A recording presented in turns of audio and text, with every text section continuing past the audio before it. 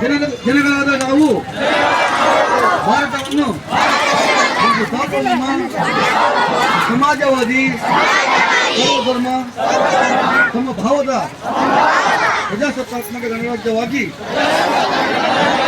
ರಚಿಸಲು ಮತ್ತು ಅದರ ಸಮಸ್ತ ನಾಗರಿಕರಿಗೆ ಸಾಮಾಜಿಕ ಆರ್ಥಿಕ ಮತ್ತು ರಾಜಕೀಯ ನ್ಯಾಯ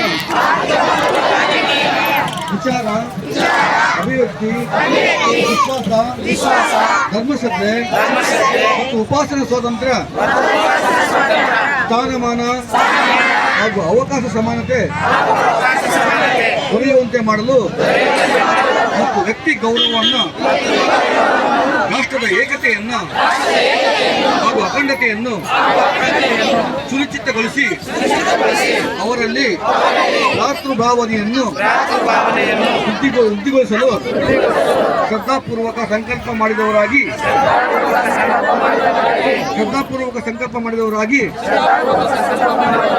ನಮ್ಮ ಸಂವಿಧಾನ ಸಭೆಯಲ್ಲಿ 1949 ಇಸವಿಯ ನವೆಂಬರ್ ತಿಂಗಳ 26ನೇ ತಾರೀಕಾದ ಈ ದಿವಸ ಈ ಮೂಲಕ ಈ ಸಂವಿಧಾನವನ್ನು ಅಂಗೀಕರಿಸಿ ಅಧಿನಿಯಮಿಸಿ ಅರ್ಪಿಸಿಕೊಂಡಿದ್ದೇವೆ. ಬೋಲೋ ಭಾರತ್ ಮಾತಾ ಕಿ ಡಾಕ್ಟರ್ ಬಿ.ಆರ್. ಅಂಬೇಡ್ಕರ್ ಅವರಿಗೆ, ಸಂವಿಧಾನ ಶಿಲ್ಪಿಗೆ, ಮಹಾ ಮಾನವತಾವಾದಿ ಡಾಕ್ಟರ್ ಬಿ.ಆರ್. ಅಂಬೇಡ್ಕರ್ ಅವರಿಗೆ